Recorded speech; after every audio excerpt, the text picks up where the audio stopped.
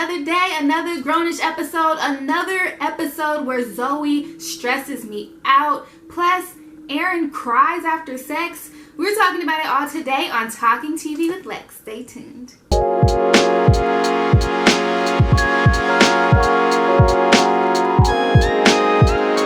Hey guys, welcome back to my channel. You're watching Talking TV with Lex, and today we are talking Grownish Season 3, Episode 3. Another crazy episode, another episode where Zoey stresses me out.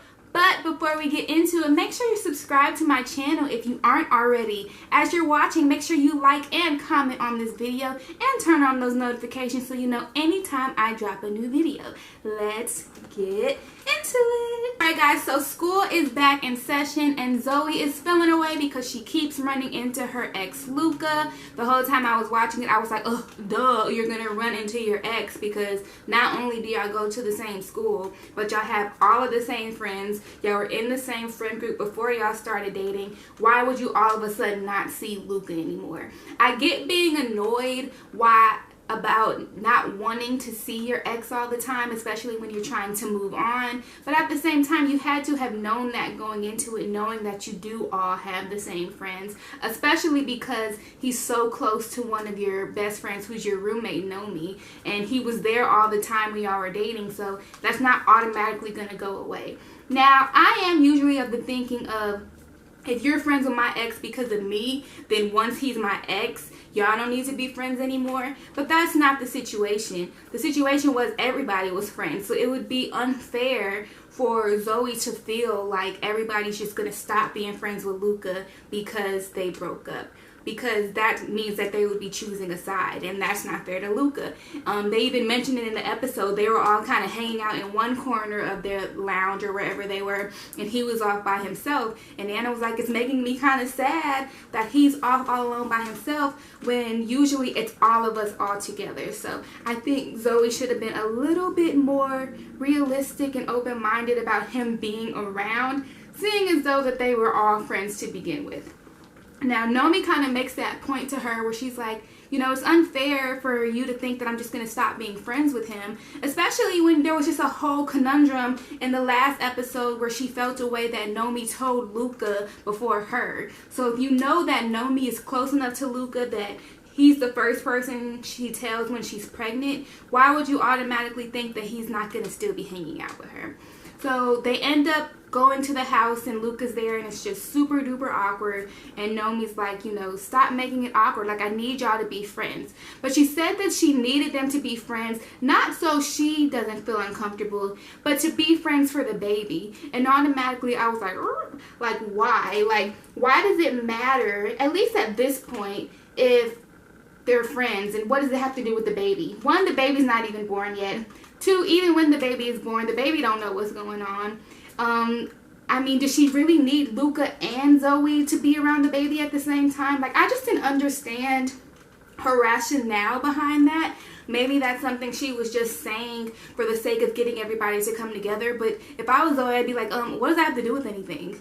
But Zoey was like, okay, let's at least try to be cordial and be friends. Which, honestly, I kind of went back and forth with, because sometimes I feel like you can't be friends with your ex, but in this situation they were friends before they were together, so maybe that makes the situation different. But at the same time, I think that there should be a time frame of healing and being apart and not being around each other before you're expected to be friends. Now, cordial, yes, like I said, they're all in the same friend group. Why not all, you know, hang out together, fellowship together? But to hang out, to say that we're friends, to, you know, be buddy-buddy, I just felt like it was a little bit too soon. But I guess the whole you gotta be friends for the baby thing really got to Zoey because she made the effort to be friends. So they ended up having a pretty good conversation after that. It wasn't awkward. It wasn't a bunch of just random small talk. They were actually able to talk about, you know, his fashion line, and she was telling him how she liked his jacket. And after we see that conversation, we see them actually hanging out. Like, she's hanging out at his storage unit or whatever it is, a loft, whatever it is, and, you know, they're keying it up. They're hanging out even when Nomi's not there. And in hanging out when Nomi's not there, she lets him know that she showed his pieces to her boss, Joey Badass. Now, that's when the first thing that Zoey did that stressed me out in this episode. Yeah, y'all are cool again. I still think that friends is too much of a stretch. Y'all are cool again. Y'all are cordial now. Everything's good. But why do you keep involving this man in your business? Like, in the last time we saw Joey Badass, she's literally venting to this man about her issues with Luka, and now she's trying to put her pieces on him, and like, yeah, he ended up liking them, but why do you keep going to your boss about your personal issues, and why do you keep talking about Luka? Like, one, you don't owe him nothing to be trying to help him and giving him pieces. Like, yeah, you're being nice, but at the end of the day, he's still your ex, and not only is he your ex, but y'all broke up because he did something foul. So even though y'all are trying to turn over this new leaf, you don't owe him anything to feel like you have to give anything or help him out in any type of way. And so she does this great thing that I personally don't think he deserves, and he has the nerve to get mad at her. And I'm like, I'm not about to do this whole thing again with Luka and Zoey. They're not even together, and they're still having these little petty arguments. He's mad because he feels like that she punked him and made him look like a bitch to Joey. How helping somebody out and showing someone your fashions when you're trying to start a fashion line is bitching you and making you like a punk? I don't know. But hey, the male ego is fragile, okay? We already knew this aside from Grownish, but you know. But regardless, she helped you out even when you didn't deserve it. I was mad at her for even doing it, and now I'm even more irritated that she did it, and you have the nerve to get upset with her. So they have this big blow up, and they're back mad at each other again, and then they end up running into each other at the house, and he's like, I'm not about to keep, you know, getting in my way, which, yeah, duh, you already did it before. Like, why are you being so unappreciative? And why are you giving up opportunities? I guess that's why, you know, him and Zoey get along so well, because they keep, you know, putting situations and ruining good opportunities for themselves by doing stupid stuff. But, you know, he's like, I'm not going to keep doing that. And then they get into this whole conversation about why he felt the way he did. And then it turns into them talking about the issues that they had in their relationship. And I already knew by the conversation what was about to happen. Anytime you're having that conversation with your ex and you start bringing up the old wounds and talking about the old times, it's going to lead to either a big blow up that just shows that y'all aren't over each other, or what ended up happening. They end up making out. I don't know if they have sex, but they were getting pretty touchy-feely all on the counter, and I was like, oh my gosh, that's disgusting. You share a house with like 6 other people and y'all are being all freaky-deaky on the kitchen counter. Like, I would just feel so disrespected. Like, don't get freaky-deaky where we eat. Go upstairs. But maybe they were just kissing. So they were in there kissing. I thought it was going to turn into a completely different scenario because the toaster fell in the sink, and I was like, oh Lord, they're about to start a fire. But it didn't end up being that type of situation. It was just Zoey being stupid, and that's why she stressed me out. Not only were you going out of your way for someone who didn't deserve it, now you're giving a second chance to somebody who doesn't deserve it. And she doesn't know about the new girl, but this man was just making out with some other girl in a whole nother episode. I'm sure that's going to come up later, but he just keeps showing us that he's trash and he doesn't deserve her, and she just keeps going back. And I know that actually is realistic. We all have that one ex that we just can't get over and we keep going back to, and them breaking up is still pretty fresh. But I can't lie, I was so annoyed that Zoey went right back under his spell, and now it's about to be a whole nother Luka and Zoey back and forth situation, especially when because I know she's gonna find out when we see how things happen when she finds out that he's messing around with Jillian.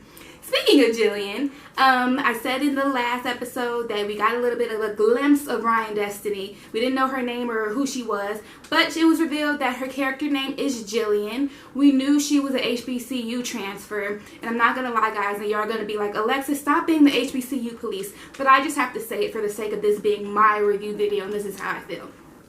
Anytime there's any type of mention about HBCUs on any TV show, they always, if it's a girl, they went to Spelman. If it's a boy, they went to Morehouse. Sometimes they throw Howard in there for a little razzle-dazzle, but it's always Spelman. And it always frustrates me because Spelman and Morehouse are not the only HBCUs in the world. Like, there's so many other ones. Kenya Barris, who created this show, went to my HBCU. We both went to Clark Atlanta University, literally across the street from Spelman College. This was a chance to plug his own alma mater. When Junior was going to go off to college in Blackish, he was going to go to Howard. And it's like, Kenya, what about your school? And regardless, even if you don't want to use Clark, why do these writers feel like Spelman and Morehouse is the only HBCU they can bring up? There's so many other HBCUs that need, their name out there, that need recognition, that need, for people to know about them. And we continue to only put out Spelman and Morehouse. So, in all my ranting to say, I was actually very disappointed by that. It's no shade to Spelman. I have so many friends from Spelman. Like I mentioned, it's right across the street from Clark. So many friends from Spelman, so many good times at Spelman. I just wish that other HBCUs would get more recognition in TV. Maybe I need to be a TV writer so I can just put out anything. Because like even in black sitcoms back in the day, they would wear their HBCU shirts and it would only just be Spelman or Morehouse. Martin, Fresh Prince of Bel-Air, they always had on HBCU gear, and they were bringing recognition to all the HBCUs. And now all we see is Spelman or Morehouse, and it's really disappointing. So I know that has nothing to do with the episode, but that's just how I feel. Oh, I gotta catch my breath. I was really passionate about that last thing.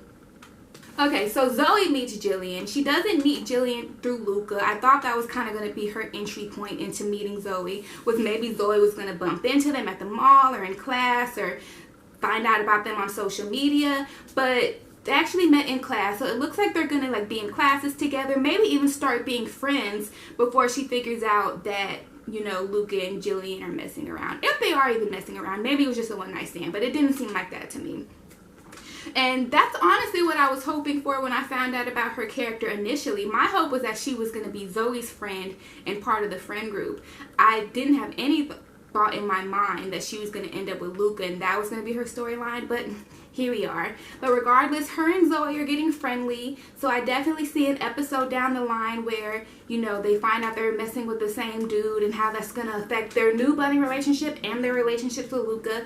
I am excited to see, and I'm just excited to see Ryan on my screen, and now we know her as Jillian, and we're going to see, hopefully soon, her place in the world, so looking forward to seeing that. Outside of the Zoey drama, which always is the center of these episodes, we saw a lot of discussion in this episode just about the whole thing of, can you be friends with your ex? What do you do if you do date a friend and now you have to deal with them in your friend group? Do you not date people in your friend group? So I'm curious to know. Let me know in the comments your viewpoint on it. Do you think that you can be friends with an ex? And if so, how soon after that breakup can you be friends with that ex? If you all have similar friends, do you feel like people need to choose sides and y'all need to stay separate? Or do you think because y'all have close friends, y'all have to come together?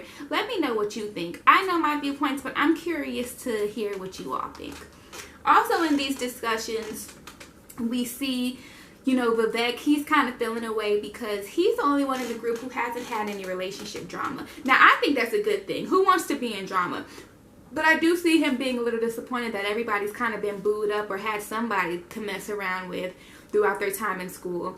And Vivek hasn't had anybody, and that's true. The whole show, he's been the only one who hasn't dated anybody. So I'm not surprised that, they made that a storyline for him, because I always wondered why hasn't Vivek had a boo in this whole situation. Somebody on a Grownish review that I saw, somebody commented on the review saying that they were hoping that the new character Jillian was going to end up with Vivek because he hasn't been with anybody in the whole show. And I was thinking, oh my gosh, that would have been a cool little twist, because that could have been her way into the friend group as well, as her dating Vivek, and we haven't seen Vivek with anyone. Now, the junior lookalike came to pick up Sky from a date, and Vivek answered the door, and he kind of gave the guy a look of jealousy. Now, when he did it, I was like, oh snap. Is Vivek feeling Sky? Like, is he jealous that Sky's going on a date? But it just ended up being because he felt sad that he hasn't been with anyone. And because of that, Jazz and her boyfriend Doug decide to help him, help him refresh his dating profile, help him to get a date. And they said that he wasn't able to get a date because he had too many shirtless pictures on his dating profile, and automatically, yes, that's like an automatic left swipe if every single picture you have is of your shirt off. Now, it depends on how good you look without your shirt off, because some men can pull that off, but that is a little obnoxious to just have a bunch of shirtless pictures of yourself on your dating profiles. So if you're watching this and you have dating profiles and they're all shirtless, and it could be women too, they're all in your bikinis, do a little refresh. Take advice from Jazz and Doug and get that out of there, because that's not why you're not getting any dates, boo. Okay. So they give up him all this advice, and he ends up getting a match, and they're like, you know, how can I respond back to that? What do I say? How do I respond to hey? I'm thinking, why not just say hey back? But you know, these Generation Z or whatever these tweens are supposed to be on this show. I'm talking like I'm so old. I know they're not millennials, so I think it's Generation Z. Regardless, they're the tech age, so who knows what they got going on in their dating profiles. And I thought it was so funny. Doug was like, tell her you have TSA pre-check. And at first I was like, who cares about that? And then I was like, that could be kind of important. If you're a traveler, I don't have TSA pre-check, so it kind of made me wonder, should I get TSA pre-check? Is that why I'm single? All these questions just went through my head. Vivek didn't end up taking their advice. He ended up doing his own thing. He said, we did it. Which he was saying, we did it, like we matched. And the first thing I think is corny. And they said it on the show that it was corny. But it ended up working for him. So hopefully in these next few episodes we see Vivek going on a date. You know, it'll be good to see Vivek finally getting his shine and getting some love. I hope it doesn't turn into a bunch of drama. I would like to see just a functional, normal relationship, or even just like them dating. Like, it just seems like on this show, everybody goes straight from hooking up to being together. The only ones who have like a true situationship, which I feel like is what happens in most college situations, is Anna and Aaron. And even they act like they're exes. Speaking of which, they didn't have too much of them this episode. But they said that Aaron cries after sex. I don't know if that's a thing, but she had to put his business out there like that. And he even said, he was like, that was supposed to be between me and you. See, that's why she didn't get wifed. That's why it strictly just stayed a hookup, because you don't tell those type of things, okay? More relationship advice from the single girl named Alexis that you're watching right now. Don't put out your boo's business, even after y'all stop talking, because they could have easily rekindled their flame. But you know what? No, they shouldn't have. Never mind. Alright, guys, so that wraps up tonight's episode. I thought it was a really fun episode. Like I said, Zoey stresses me out, but that's why we watch this show, honestly. It's like a love. It's like watching your little sister, and she keeps making all these stupid mistakes, but you continue to love her, and you continue to watch her and support her, and you just ride out the journey with her. So that's why I feel every time I watch Grownish. I really enjoyed this episode. It looks like we have a lot of cool things coming up. We still got to figure out what's going to happen with Jillian and Luka and Zoey, because now that's about to be a love triangle, you know, where you got to see what's going to happen with Vivek and his love life, and with Sky and what the junior look alike, and Doug and Jazz seem to be in a really good place. I hope it stays that way. We're going to ride out Naomi's pregnancy. I wonder if she's going to have the baby this season, or what's going to happen with that. And if we're going to, you know, now that they've been renewed for season 4, that's going to be season 4, watching her be a mom, and is she going to continue to be roommates with the girls when she is a mom? So many things to come up. So I'm super excited to continue to watch these seasons and continue to talk about them with you all. So guys, that wraps up today's episode. Thank you so much for tuning in to another Grownish review on Talking TV with Lex. Make sure, if you haven't already, to subscribe to my channel, like and comment. Let me know what you thought of the episode. Let me know what other shows you guys want me to review. Right now, I've just been starting off with Grownish, but I think I'm kind of getting my momentum. So let me know what other shows you might want to see some reviews for. And other than that, I will see you guys next week on the next Grownish review. Bye, guys.